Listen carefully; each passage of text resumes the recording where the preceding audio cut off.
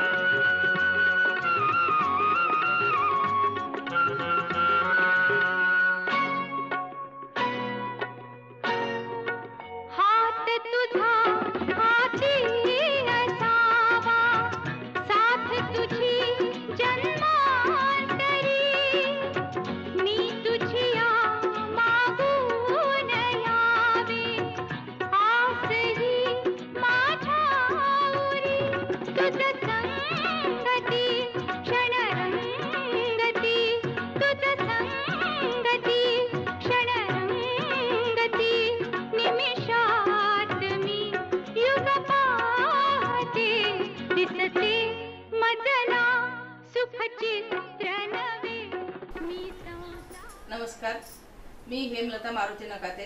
माझे माहेरचं नाव हेमलता अप्पाराव उपासे, आईचं नाव गुरशंतवा। आम्ही मूळचे संगदरी, दक्षिण सोलापूर। माझं लग्न 2 डिसेंबर 2001 ला झालं मारुती सिद्धेश्वर नकाते यांच्या सोबत आणि ते इंग्लिश स्कूलमध्ये सहशिक्षक म्हणून आता कार्यरत आहेत। मला 2 अपत्य आहेत। मोठी मुलगी आहे प्रज्ञा नकाते, ही MBBSच्या 3rd इयरला आहे।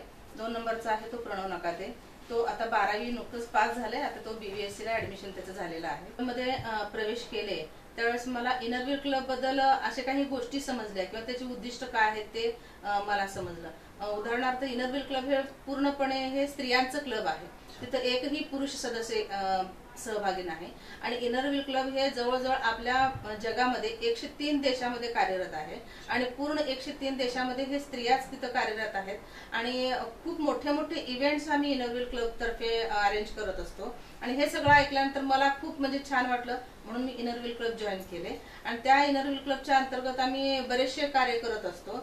तळागाळातील लोकांना मदत करण्याचं असू दे किंवा ते वैधवस्तीकडे लोक फिरकत सुद्धा नाही, त्या लोकांमध्ये जाऊन आम्ही तिथल्या लोकांना मदत करायचं कार्य असेल किंवा तिथल्या लोकांना म्हणजे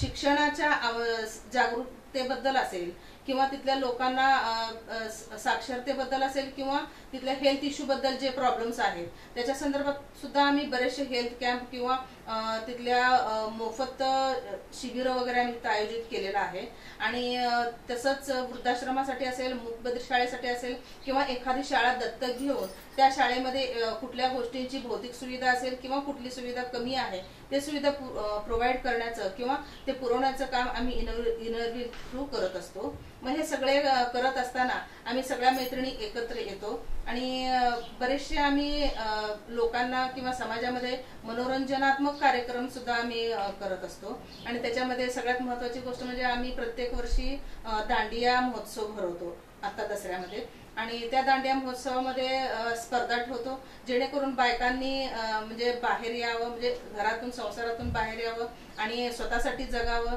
आणि स्वतःचं थोडंसं मनोरंजन करून घ्यावं, हा उद्दिष्ट आमचा असतो। असे बरेचसे कार्य आम्ही इनरव्हील थ्रू करत असतो।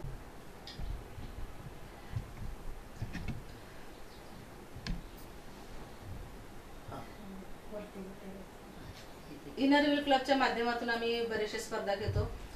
उदाहरणार्थ मूकबधीर शाळेमध्ये चिखलापासून गणपती बनवणे आणि महिलांसाठी दांडियाचा स्पर्धा असतो. आता नुकतंच ह्या वर्षी आम्ही गौरी गणपती सजावटीचा स्पर्धा ठेवलेला होता. पहिल्याच वर्षी ठेवलं होतं, पण खूप छान आम्हाला रिस्पॉन्स मिळाला.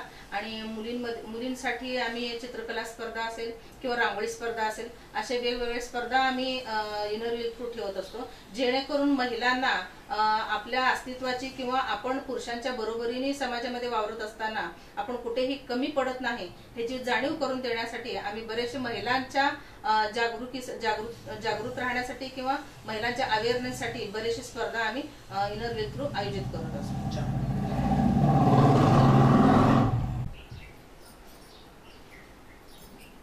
मोडून पडला संसार पण मोडला नाही कणा, पाठीवर थाप देऊन नुसतं लढ म्हणा. ह्या उक्तीप्रमाणेच अकाली वैधत्व आलेल्या ज्या समाजामधले तळागाळातील जे महिला आहेत, ज्यांनी आपल्या नवरा वारल्यानंतर आपल्या मुलांचा अगदी खंबीरपणे लहानपणापासून त्यांचं शैक्षणिक असेल, त्यांचं आरोग्य असेल, त्यांचं सगळं सर्वांगीण विकास करण्याचं कार्य केलं आणि त्या मुलांना समाजामध्ये ताटमानाने जगण्यास ज्या आईने शिकवलं, अशा 9 महिलांना अगदी मंगळवेढ्यामध्ये अगदी लांब लांबची शोधून आम्ही 9 महिलांना गेल्या वर्षी नवरात्रामध्ये नवदुर्गा म्हणून सन्मानित करण्याचं काम मी केलं. त्याच्यामुळे मला त्या गोष्टीचा सुद्धा खूप अभिमान वाटतो. माझं हे सामाजिक कार्य करत असताना मला शिक्षणाची सुद्धा म्हणजे त्याच्यामध्ये मला खूप मदत झाली आणि मी शिक्षणाला तिथंच सोडले नाही. लग्नाच्या अगोदर माझं फक्त MA इंग्लिश झालेलं होतं. लग्नानंतर माझ्या मिस्टरांच्या प्रेरणेने मी BEd केलं. त्याच्यानंतर मग हे सगळं सामाजिक कार्य करत असताना मग माझे जे वैयक्तिक काही म्हणजे बॅटर्स होते ते मी स्वतःच म्हणजे डिफेन्स करून जिंकले.